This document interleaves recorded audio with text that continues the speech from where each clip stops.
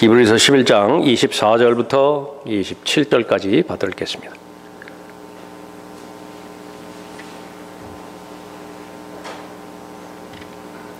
믿음으로 모세는 장성하여 파라오의 딸의 아들이라 칭함을 거절하고 잠시 동안 죄의 낙을 누리는 것보다 오히려 하나님의 백성과 함께 고난받는 것을 택하였고 그리스도의 능력을 이집트의 보화들보다 더 큰 재물로 여겼으니 이는 그가 상 주심을 바라보았습니다.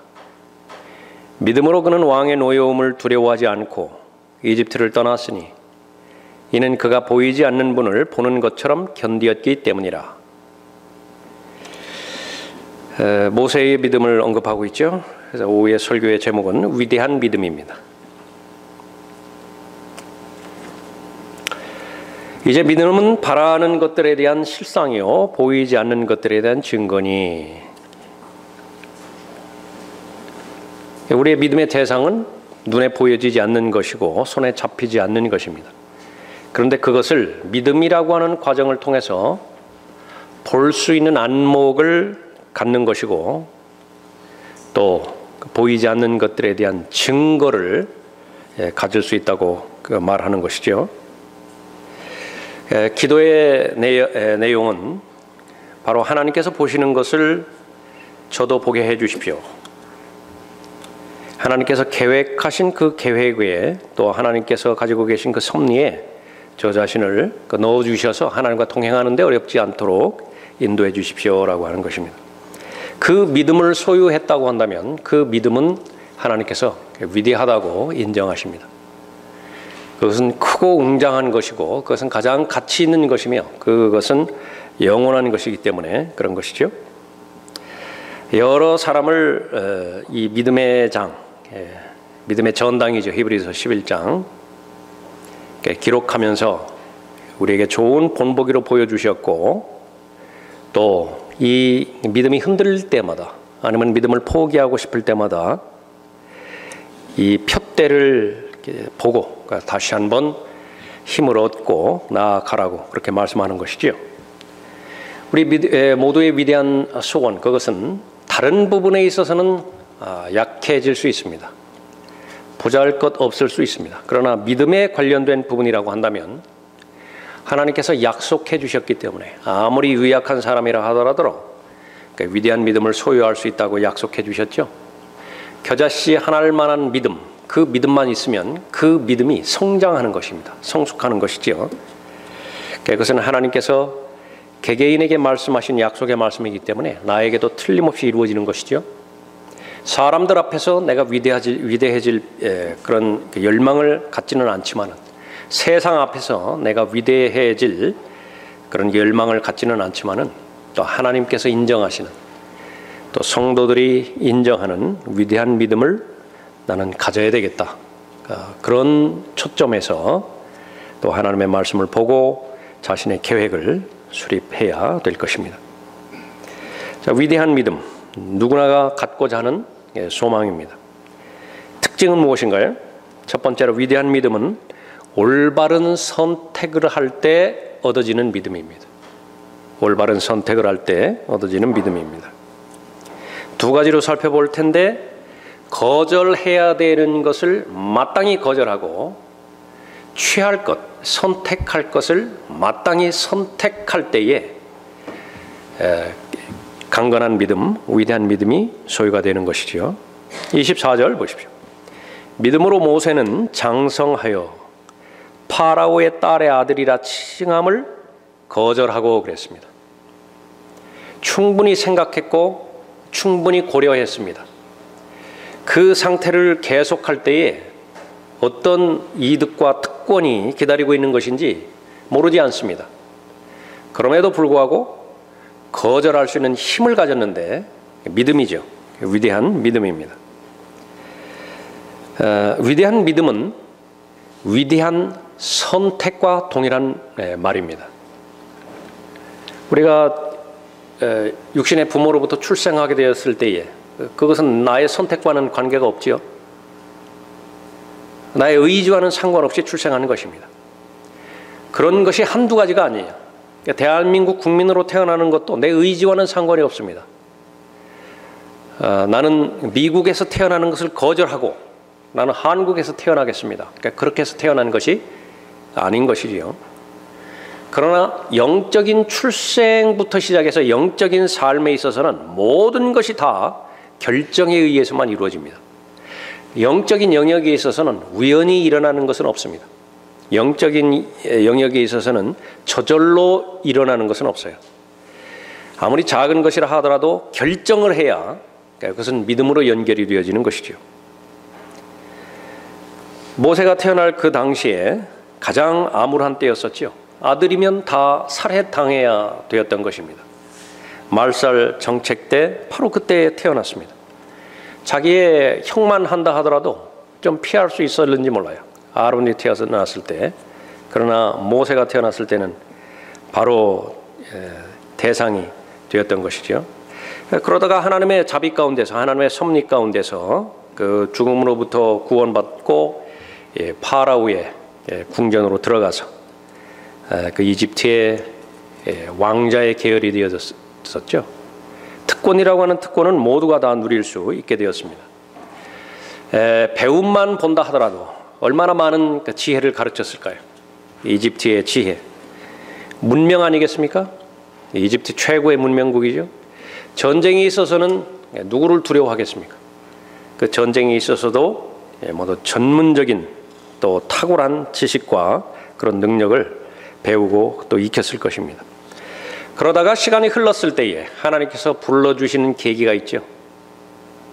하나님과 전혀 상관이 없는 사람이라고 하면 모르겠지만은 하나님께서는 계획을 수립하시고 하나님의 섭리 가운데서 그 계획을 이루실 사람을 찾으시는 것입니다. 믿음이 형성된 사람을 하나님께서 찾으시는 것인데 그 믿음은 처음부터 있는 사람이 누가 있습니까? 한 사람, 하나님께서 한 사람을 선정하시고 그 사람에게 다가가시는 것이지요. 또 하나님께서 하나님의 계획을 실행하는 것입니다. 제일 먼저 하나님께서 확신시켜 주시는 것은 내가 세상에 살아가면서 세상 한복판에서의 나의 정체성과 또 하나는 하나님 앞에서의 나의 정체성, 그것을 구분짓는 것을 하나님께서는 원하시는 것입니다. 나는 과연 누구인 것인가? 그것을 하나님 앞에서 설명할 수 있을 때에 비로소 진정한 자기 자신을 바라볼 수 있어야 되는 것이죠. 그러면은 하나님 앞에서 자기 자신을 바라볼 수 있는 사람은 하나님으로부터 인정받는 사람이고 하나님께서 쓰시는 사람이 되는 것입니다. 그러나 이것은 이론은 쉽지만은 결코 쉽지가 않아요. 아브라함의 경우도 마찬가지였죠. 하나님께서 아브라함을 부르시기 전까지는 그냥 칼데아 우르에서 달신을 숭배하던 그런 이방인이었습니다. 잃어버린 죄인이었어요. 그것이 자기 자신이었습니다. 지금까지 자기 자신이 살아오는 동안에 친척의 배경들이 있었고 사회의 배경들이 있었고 그 가운데서 자신의 사회성도 또 인성도 그렇게 형성이 되었지 않겠어요? 그것이 바로 자기 자신이었습니다. 그러나 어느 날 하나님께서 아브라함을 부르셨을 때에 그 하나님의 부르심에 응답하고 나서 이제는 실제 진짜 자기 자신으로 살아가야 될 결정을 해야 됐죠. 그때는 가장 어려운 결정이 아브라함 앞에 기다리고 있었습니다. 무엇을 결정해야 됩니까? 거절해야 될 것을 거절해야 되는 거예요. 무엇을 거절하는 것입니까? 지금까지 자라왔던 모든 과거를 다 거절하라고 하나님께서 말씀하셨는데 쉬운 일이 아닙니다. 보통 어려운 일이 아니죠. 사람은 사회적 동물이기 때문에 어느 곳에인가 적을 두어야 안심이 돼요. 소속이 되어야 자기가 비로소 안심이 되는 거죠. 그 소속에서 벗어날 때에 사람은 크건 작건 간에 위기감이 찾아오게 되는 것입니다. 학생들은 학교 졸업하면 적이 없죠. 상급 학교 진학하지 않는다고 한다면 이제는 학교가 없어요. 불안하다고요.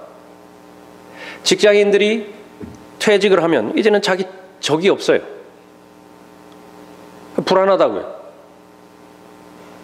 사람들과의 관계 가운데서도 이탈이 되어지면 적이 없기 때문에 불안하게 되는 것이죠.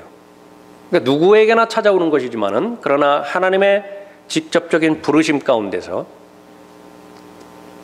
거절해야 될 것을 거절하는 것, 그것은 보통 일이 아닌 것입니다. 특히 모세의 입장에서는 바로 자기 어머니는 은인 아니었겠어요? 파라오의 딸. 믿음으로 모세는 장성하여 파라오의 딸의 아들이라 칭함을 거절하고, 파라오의 아들, 모든 것을 다 소유한 거네요. 파라오가 되지 않는다 하더라도 그 권세가 얼마나 어마어마하겠습니까? 은수저, 금수저 뭐 하나뿐이겠어요? 모든 것들을 다 소유하는, 그것이 바로 파라오의 딸의 칭함이 의미하는 것인데, 그것을 거절해버린 것입니다. 인간적인 도리는 또 어떻겠어요? 죽을 사람을 살려주는 은인인데 그 은인에 대해서 거부하게 됐을 때 힘들겠죠? 그리스도인도 마찬가지입니다. 하나님께서 부르셨을 때 하나님의 특정한 목적을 위해서 하나님 쪽으로 가려고 할 때에 지금까지 형성된 모든 관계를 하나님께서 단절하라고 말씀하신 그 관계가 있다고요. 그러면 단절해야 돼요. 제일 힘든 것이 혈연 관계죠. 부모와 자녀와의 관계입니다. 친지들과의 관계들 아니겠어요? 친구들과의 관계 아니겠어요? 그러나 그것을 바로 위대한 믿음을 바라보았다고 한다면, 하나님을 기쁘시게 해드리고 하나님으로부터 인정받는 믿음을 소유하기로 그렇게 결정했다고 한다면 결정을 해야 되는 것입니다. 새로운 출생 자체가 결정이에요. 무엇을 거부를 해야 되죠? 마귀의 가장 강력한 미혹을 거절을 해야 됩니다. 예수 그리스도를 영접하겠다고? 제사 문제 어떻게 할 건데? 그것을 어떻게 거부를 해요? 예수 그리스도를 영접해서 하나님을 믿는 믿음의 삶을 살겠다고? 그럼 지금까지 세워놨던 네 인생 계획은 어떻게 되는 것인데? 만에 하나 하나님께서 너를 목사나 선교사라 부르면 어떡할 건데? 네 계획은 어떻게 될 것인데? 거절할 수 있어야 돼요. 이분은 옛 뱀이 빛의 천사로 가정에서 찾아왔을 때에 단호하게 거절할 수 있었어야 된다. 그러나 거기 실패해버렸죠. 어떠한 것도 형성되지 않는 것입니다. 모세는 하나님 보시기에 방해가 되어지는 것들, 하나님께서 거절하라고 말씀하신 그 대상에 대해서는 거절을 했습니다. 거기에는 권세가 있고 부가 있고 쾌락이 있습니다. 사람은 이런 것과 분리해서는 살 수 없는 존재예요. 육신이라고 하는 것이 그런 속성입니다. 마지막 날들은 하나님과의 교제가 단절되어지는 때를 말하는 것인데, 그것은 모두가 다 이 변질된 사랑을 추구하는 세대라고 말씀하셨죠. 제일 먼저 돈을 사랑하는 것이고요, 그 다음에는 자기를 사랑하는 것이고, 그 다음에는 쾌락을 사랑하는 것입니다. 근데 자기 보호 본능이 있죠. 그래서 이것을 용어를 다 빌려와서 쓴 거예요. 하나님의 사랑으로, 경배라고 하는 사랑으로, 사역이라고 하는 이름으로, 헌신이라고 하는 이름으로 다 가져와서, 그러나 다 양파 껍질 벗기듯이 다 벗겨버리면 세 가지만 남는데, 세 가지만. 돈 사랑 때문에 그렇게 하는 것이고요, 자기 자아 사랑 때문에 그렇게 하는 것이고, 궁극적으로는 쾌락 사랑하는 것 때문에 하나님 이름 팔아먹었다. 그런 상태에서는 어떠한 믿음도 형성되지 못하는 것입니다. 내 생각과 내 경험, 내 의견, 그것은 하나님께서 애당초 처음부터 그것을 거절하라고, 거부하라고 말씀하고 있는 것입니다. 예수 그리스도 안에 모든 것이 다 있습니다. 그러나 내가 지금까지 경험한 경험, 소유한 지식, 이것을 놓고 싶지가 않거든요. 그러니까 자꾸 비교하려고 하는 것입니다. 시간만 흐르는 거예요.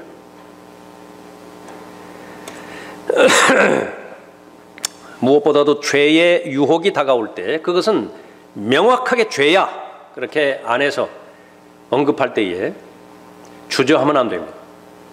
한 번 주저하면 다음에 또 주저하게 돼 있어요. 그 다음에 주저하는 것은 쉬워요.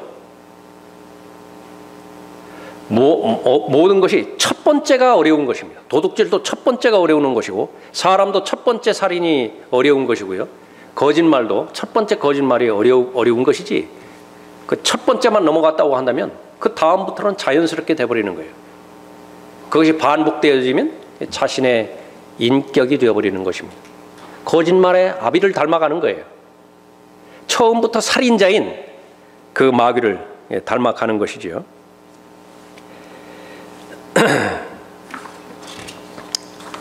성별된 삶, 그것은 바로 거절해야 될 것을 거절하라고 말한 것입니다.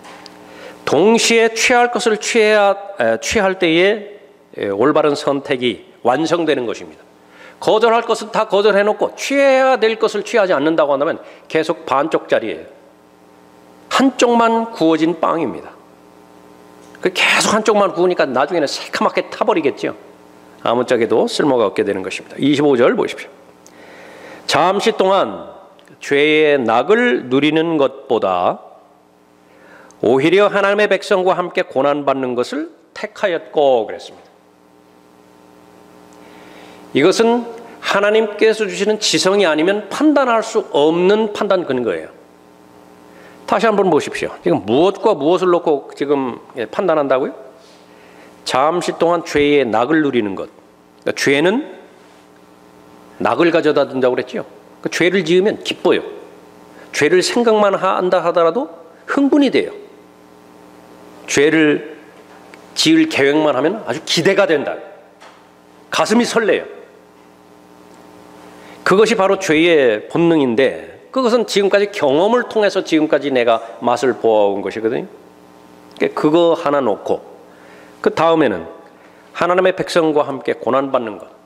이론적으로는 아무리 좋아 보인다 하더라도 고난은 고난이에요. 아픔이라고요. 육체를 가지고 있는 사람이 그 고난받을 것을 알면서도 그것을 하는 것, 그것을 감당하는 것 쉽지 않죠. 건강검진이 아무리 좋다 하더라도 위내시경을 달가워할 사람이 어디 있어요? 장검사를 달가워할 사람이 어디 있느냐고 말이에요. 아무리 그 시술과 수술이 좋은 결과를 가져온다 하더라도 수술 때에 기꺼이 좋은 마음으로 좋은 감정으로 누울 사람이 세상에 어디 있어요? 그러나 위대한 믿음을 소유하기 위해서는 바로 취할 것을 취하고 택할 것을 택할 수 있어야 되는 것입니다. 모세는 바로 죄의 낙을 누리는 것보다 잠시 동안, 길어봐야 인생 70년 80년 아니겠어요? 길어봐야 그렇게 되지도 않지만은, 그러나 하나님의 백성과 거하는 세월은 영원한 그 세월이죠. 그것보다 사랑하는 백성과 함께 고난받는 것을 택했던 것입니다. 마귀의 종이 되어서 마귀가 던져주는 미끼, 쾌락에 계속해서 중독되어가는 삶을 살기보다는 거룩하신 하나님, 만왕의 왕이시고 만주의 주이신 하나님 예수 그리스도를 택했던 것이죠. 그런데 그 하나님께서 불러주시는 그 길은 지금 현재의 본문 말씀에 의하면 고난밖에 없어요. 고생길밖에 없습니다. 그럼에도 불구하고 그것을 택하게 한 힘은 어디에서 나온 것인가? 그 위대한 믿음에서 나온 것입니다. 믿음이라고 하는 것은 내가 사랑하는 대상이 있죠. 그 사랑하는 대상을 위해서 수고하고 어떠한 대가도 기꺼이 치름으로 인해서 희생하는 것을 말하는 것입니다. 그렇게 하고서도 그 치른 대가를 손해라고 절대로 보지 않는 것입니다. 가장 가깝게 읽을 수 있는 것은 어머니의 자녀 사랑이죠. 그것이 아무리 어려운 일이라 하더라도 사랑의 대상이기 때문에 수고하고 애쓰는 것입니다. 그리스도인이 이 성별된 삶을 살기 위해서는 구원받지 못한 사람에게는 아예 요구를 하지 않습니다. 구원받지 못한 사람은 성별된 삶을 살 수 있는 능력 자체가 없어요.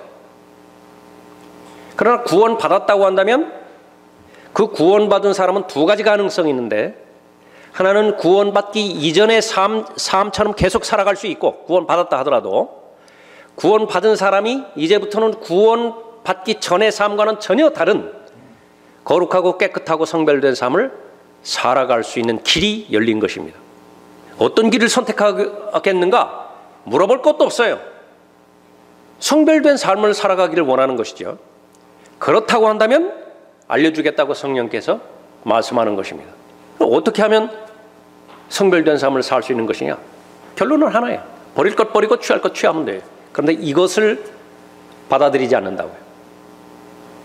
둘 가운데 아무것도 하지 않거나 아니면 둘 가운데 하나만 해놓고 거룩한 삶을 기대하고 추구하는 것이죠. 속는 거예요. 스스로가 속는 것이라. 이전 행실에 관해서는 기만의 욕망에 따라 썩어진 옛사람을 벗어버리고 구원받은 사람만 가능한 거예요. 구원받지 않은 사람은 벗어버릴 몸이 없어요. 그건 죽는 것이라. 구원받지 못한 사람이 이 옛사람을 벗어버린다고 그러면 그것은 무덤으로 들어가든지 화장터로 들어가는 수밖에 없어요. 그러나 구원받은 사람은 가능한 거예요. 너희 생각의 영 안에서 새롭게 되어 하나님을 따라 의와 참된 거룩함 안에서 창조된 새 사람을 입으라. 겉사람은 하나님께서 받아들일 수 인정할 수 있는 요인이 단 하나도 없죠. 그러니까 벗어버리는 거예요. 아무리 그것이 교육을 받은 모습이고 교양적으로 보이고 문화적으로 보이고 도덕적으로 보이고 윤리를 추구하는 그런 말을 한다 하더라도 옛사람은 옛사람이에요. 똥은 똥이라고요. 그러니까 그 가운데서 뭐를 개선을 하고 거기에 대해서 개발을 하고 그렇게 해서 음식으로 만들 수 있는 방법이 전무해요. 똥은 똥이에요. 그런데 종교라고 하는 것은 인본주의에서 벗어나지 못한 그런 성품에서는 여전히 큰 가능성을 두는 것입니다. 이론적으로는 아담이 타락했다고 인정을 한다 하더라도 타락한 성품 가운데서도 골라서 쓸 수 있는 성품이 몇 개는 있을 것이라고 믿는 거예요. 어떠한 근거도 없어요, 거기는. 그것을 교회까지 가지고 와서 그냥 교회 생활 잘하고 사람 좋고 사람 관계 어느 정도 괜찮고 그러면은 그 사람에게 무엇을 부여해 주느냐면 믿음이 좋다라고 하는 평가를 얹어줘요. 그건 믿음과는 아무 상관이 없어요. 그냥 사람 좋을 뿐이에요. 믿음이라고 하는 것은 바로 믿음의 창시자의 완성되신 예수 그리스도를 통해서 형성된 살아있는 능력을 말하는 것인데 그것이 형성되기 위해서는 거부할 것 거부하고 취할 것 취하고 그런 의지적인 결단들의 연속을 통해서 형성이 되어지는 것이죠. 그러니까 그것 외에는 아무것도 형성된 것이 없습니다. 그 다음에는 예수 그리스도의 보혈로 정결하게 되는 것이죠. 예수 그리스도의 보혈로 지금까지 무엇 때문에 계속해서 옛사람의 옷을 입고 그 길을 걸어왔었던 것인가? 불순종 때문에 그렇거든요. 의심 때문에 그렇거든요. 무지 때문에 그렇죠. 그러니까 그런 모든 부분들을 예수 그리스도의 보혈로 정결하게 씻고 목욕한 거죠. 그러니까 다시 한번 새 사람을 입는 것입니다. 그러니까 그러면 그 사람에게는 믿음이 형성되는 것이에요. 어떠한 희생도 없이 형성되는 믿음은 없습니다. 거부하라고 했을 때에 하나님께서는 믿음의 시작이 되었던 이 초창기 때에는요 거의 대부분의 사람들에게 공통적인 것을 요구를 했는데 그것은 바로 생명이었습니다. 육체의 생명이었어요. 내 육체의 생명을 거부하라. 그래서 초대교회는 순교의 역사였죠. 성도들의 뿌려진 피 위에 교회가 세워진 것입니다. 그런데 그러한 하나님의 요구를 위대한 믿음을 소유했던 모든 믿음의 사람들은 기꺼이 받아들이는 거예요. 그건 너무나 당연한 것이었어요. 아무리 많은 것을 얻는다 하더라도 그것을 얻는 대신에 하나님의 원수인 마귀를 섬기느니 모든 것을 다 빼앗긴다 하더라도 예수 그리스도를 보내주신 만왕의 왕이시고 만주해 주신 하나님을 섬기는 것이 지극히 당연한 이치라. 그것을 생각하는데 고민이 있다든지 많이 생각을 해봐야 된다든지 그런 것이 전혀 없었습니다. 그것은 한번 선택하라고 주어졌을 때 쉽게 결정할 수 있었던 그런 내용이었죠. 오늘날은 어떻습니까? 오늘날은 거창하게 순교하라고 그렇게 특별한 경우 아니면 요구를 하질 않아요. 그럼에도 불구하고 거절해야 될 것을 거절하지 못하고 선택해야 될 것을 선택하지 못하는 그야말로 가장 나약한 믿음을 발견하는 그런 시대에 우리들이 살아가고 있습니다. 영과 진리로 하나님 앞에 경배드리는 그 경배, 그것은 기본이죠. 함께 모여서 기도하는 그런 기도도 기본입니다. 그리스도인이면 뭐 하나님께서 베풀어 주신 은혜를 나누는 사람이죠. 구원을 나누고 또 하나님의 진리의 지식을 나누고 너무나 당연한 것이다. 또 다시 오실 예수 그리스도를 기다리는 소망을 잃어버리지 아니하기 위해서 늘 그 소망의 말씀에 자신을 결합시키는 그런 그 부분들, 그런 것은 너무나 당연한 것입니다. 그런데 그것을 굉장히 큰 대가를 치르고 지켜야 되는 가치로 지금 오해하고 있는 것입니다. 그런 시대에 우리가 살아가고 있기 때문에 우리들마저도 어려울 수 있어요. 하나님 앞에 경배드리는 그 경배가 마치 대단한 희생을 그렇게 치르는 것처럼, 대단한 대가를 치르고서 하나님 앞에 희생하는 것처럼, 무슨 희생이 따르나요? 하나님 앞에, 하나님 말씀 앞에 앉는 것은 그냥 100% 얻는 것입니다. 하나님께서 주시는 것을 100% 얻는 것이라. 그러나 하나님을 섬기고 하나님과 동행하며 믿음이 형성되기 위해서는 오늘 하나님께서 말씀하신 말씀에 대한 교리를 마음으로부터 순종을 해야 되죠. 마음으로부터 순종하려면 하나님께서 요구하시는 것이 있다. 틀림없이 거절해야 될 대상이 있어요. 틀림없이 선택해야 될 대상이 있어요. 그거 이루어내라고 언급하는 것이지요. 그게 믿음입니다. 그러니까 믿음으로 그것을 잘 이루어냈을 때에 위대한 믿음이 형성이 되어지는 것입니다. 문제는 사랑입니다.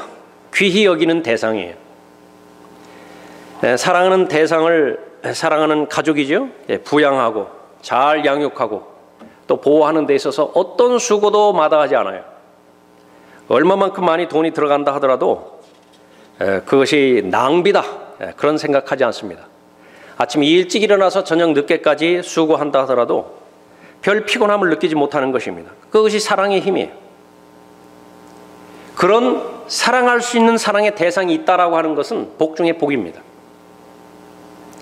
그런데 세월이 많이 흘러서 어떤 믿음도 형성이 되지 않았고, 그 결과 자기중심대로 살아왔고 이기적으로 살아왔고 다른 사람에 대한 배려는 전혀 없고, 무엇 때문에요? 돈 때문에, 사회에서 이루고자 하는 욕망 때문에. 나중에 시간이 돼서 봤더니 이루기는 다 이루었어요. 돈도 어느 정도 있고 사회적으로도 어느 정도 위치가 차지하고 있어요. 그러나 하나 없는 게 있어요. 사랑하는 대상이 없어요. 돈은 쌓여 있는데 쓸 대상이 없어요. 누구를 위해서 이 돈을 쓰는 거예요? 결국은 한 푼도 가져가지 못하는 것입니다. 믿음이라고 하는 것은 형성되었을 때에 하나님께서 기쁨을 주시고 또 만족을 주시고 행복을 주시는 것입니다. 사람은 어쨌든지 간에 그 결론은 관계에 달려 있어요. 사람이 사는 것은 관계 때문에 사는 것입니다. 그러나 그 사람과의 관계를 비집고 들어오는 것이 물질이고 명예이고 죄를 사랑하는 쾌락인데 그것을 이기지 못했을 때에 모든 관계는 다 깨져버렸어요. 남는 것은 아무것도 없는 것입니다. 위대한 믿음, 우리 모두가 열망해야 되고 또 소유해야 되며 또 하나님께서 허락해 주셨을 때 그것을 절대로 빼앗겨서는 안 되는 소중한 목표가 되는 것이죠. 두 번째로 그 위대한 믿음은 어떤 특징이 있습니까? 견딜 힘을 줍니다. 27절 보십시오.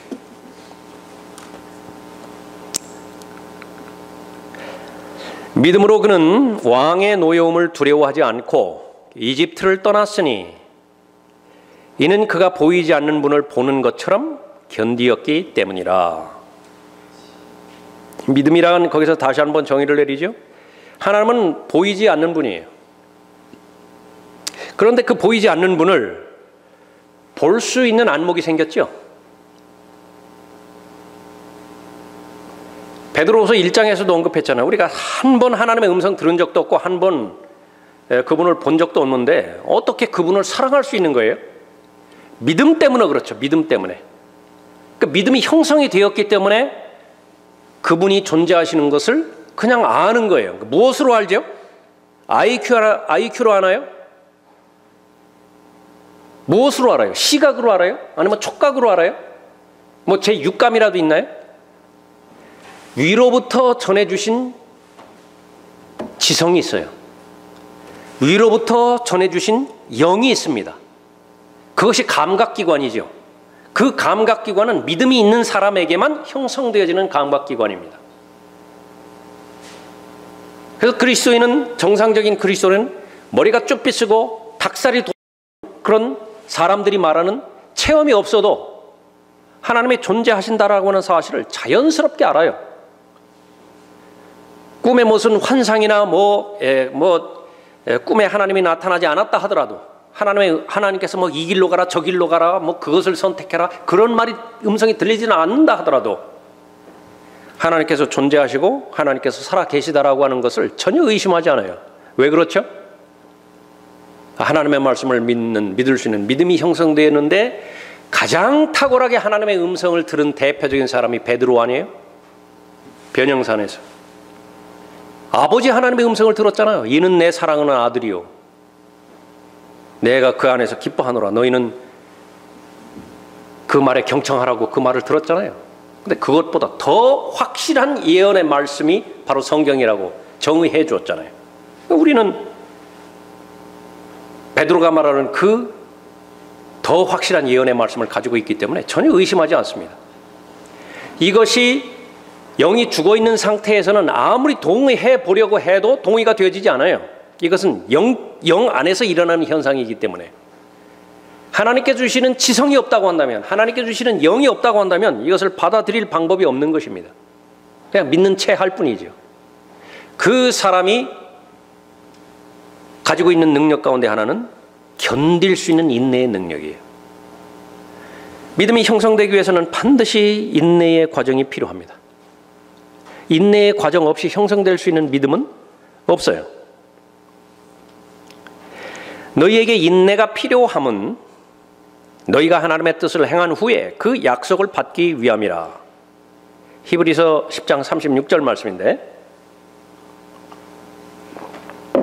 인내가 필요하다고 말씀하셨죠. 너희에게 인내가 필요함은 너희가 하나님의 뜻을 행한 후에 그 약속을 받기 위함이라. 하나님의 뜻을 행하고 후회해버리면 어떻게 돼요? 하나님의 뜻을 행한 후에 의심하면 어떻게 되는 것입니다. 다시 원점으로 돌아가는 것이 아무것도 남지 않죠. 열매를 맺을 때까지 농부는 인내해야 됩니다. 그런데 그 인내를 누가 하는 것입니까? 위대한 믿음이 형성된 사람이 바로 인내를 할 수 있는 것입니다. 구원받기 위해서 하나님께서 요구하시는 인내는 없습니다. 그러나 구원받은 이후에는 이 인내는 그리스도인이 정상적인 삶을 살아가기 위해서 필수 요소이고 믿음이 형성되기 위해서 필요한 필수 요소임을 성경 곳곳에서 기록하고 증거하고 있죠. 이는 너희 믿음의 시련이 인내를 만들어내는 줄을 너희가 알미라. 그러나 인내를 온전히 이루라. 이는 너희가 온전하고 잘 갖추어져 아무것도 부족함이 없게 하려 함이라. 야고보서 1장 3절 4절 말씀인데 그리스도인의 최종적인 목표는 온전함이라고 그랬잖아요. 예수 그리스도처럼 온전하게 되는 거 아니겠어요? 아담은 온전한 상태로 창조가 되었죠.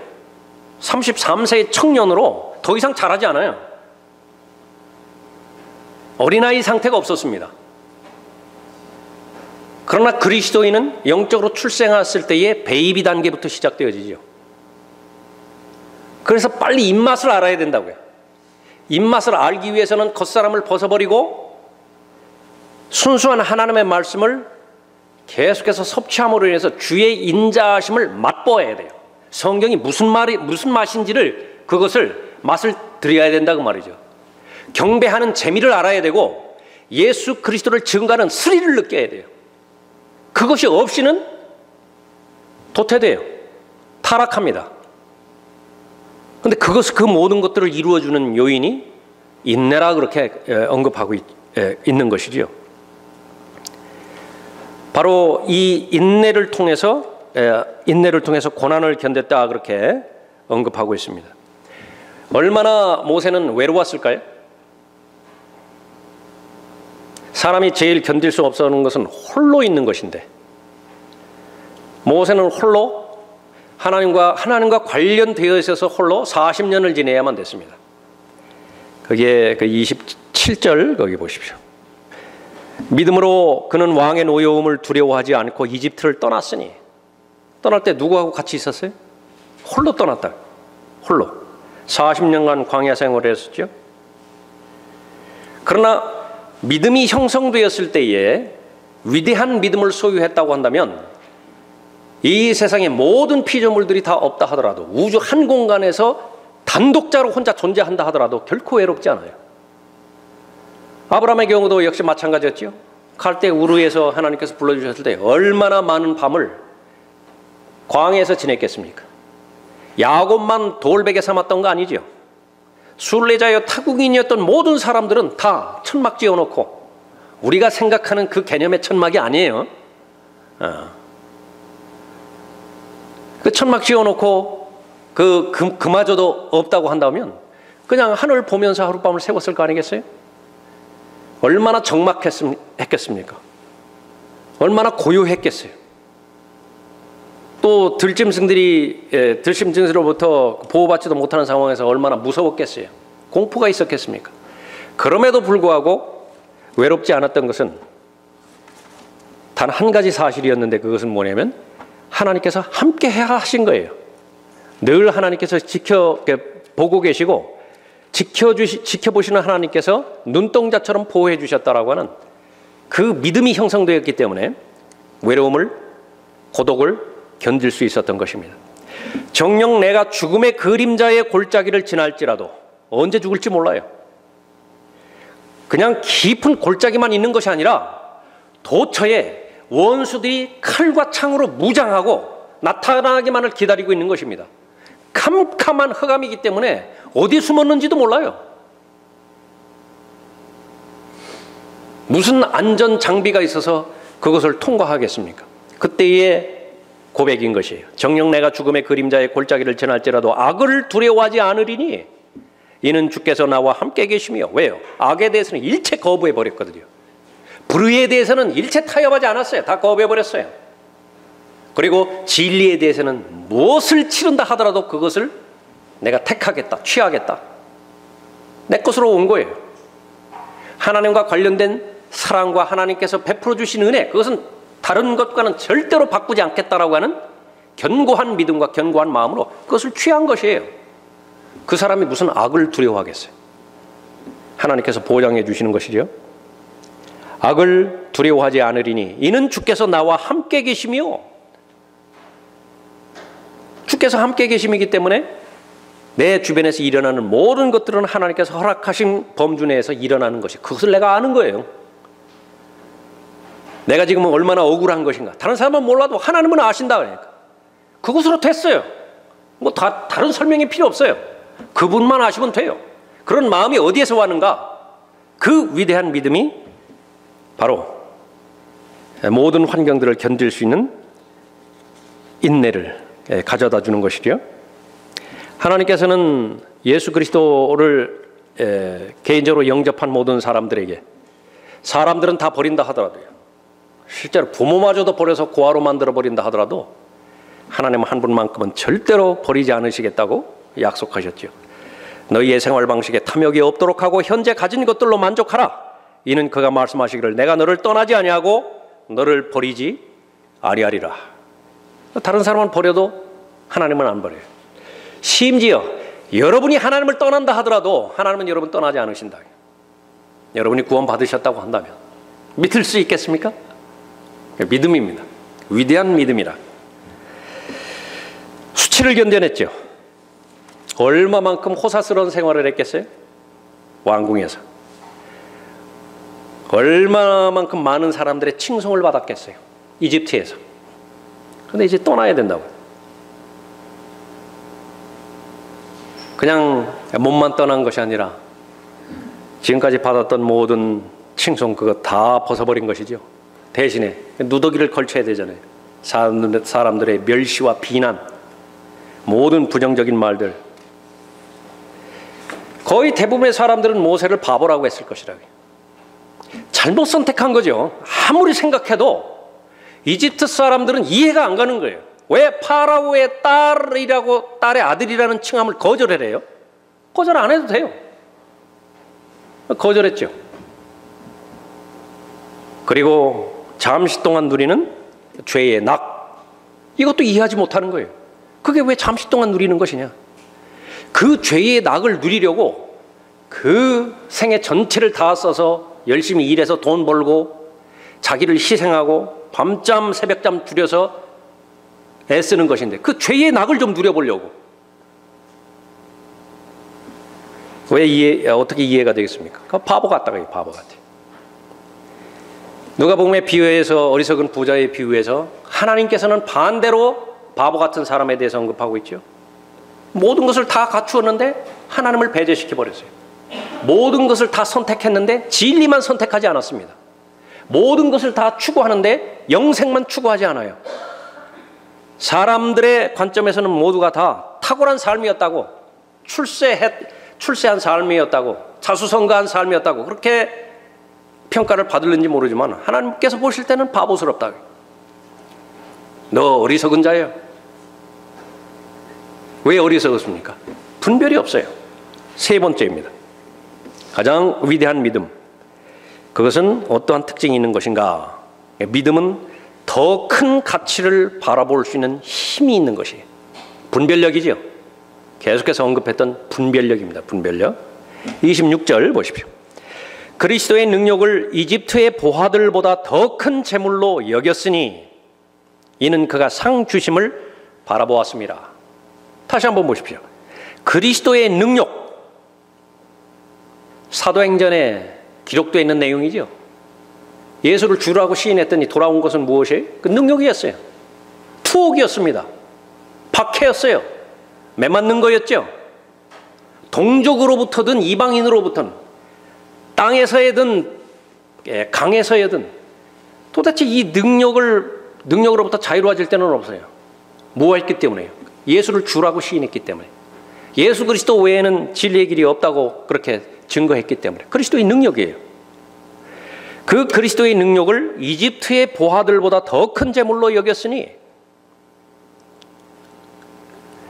이는 그가 상 주심을 바라보았습니다. 언급하고 있죠.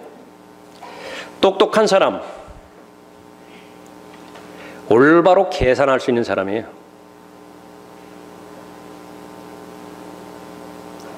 올바로 계산할 수 있는 사람.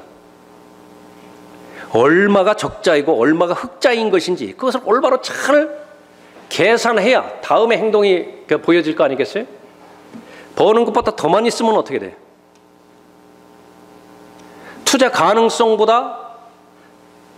가능성이 없는데 계속해서 물 붓듯이 계속 퍼부으면 어떻게 돼요?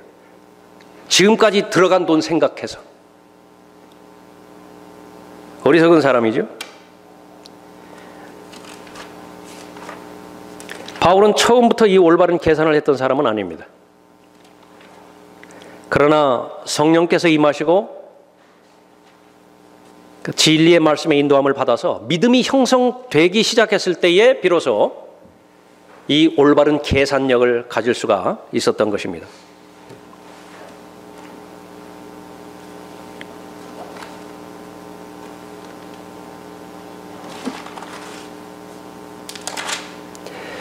그러나 나에게 유익하던 것은 무엇이나 그리스도를 위하여 다 손실로 여겼느니라. 믿었다 그 말이에요. 그렇게 보여지는 것은 아니에요. 그러나 믿기로 결정했어요.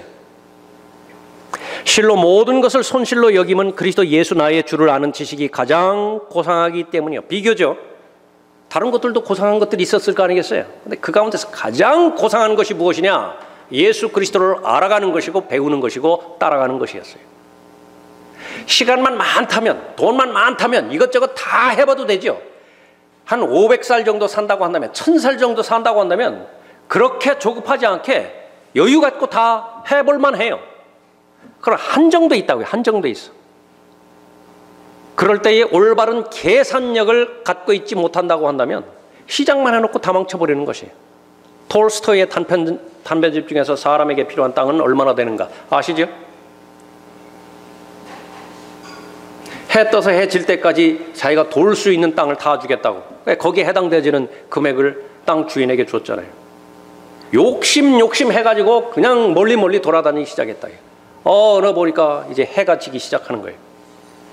급한 마음에, 그러니까 돌아가지 못하면 이제 다 허사니까 첫 출발점으로 와서 숨 넘어가 버렸죠. 그 죽어버렸어요. 그 주인이 그 죽은 사람 보고서 위대한 사람이었다. 세상은 그렇게 평가해 주는 거예요. 위대한 사람이었다.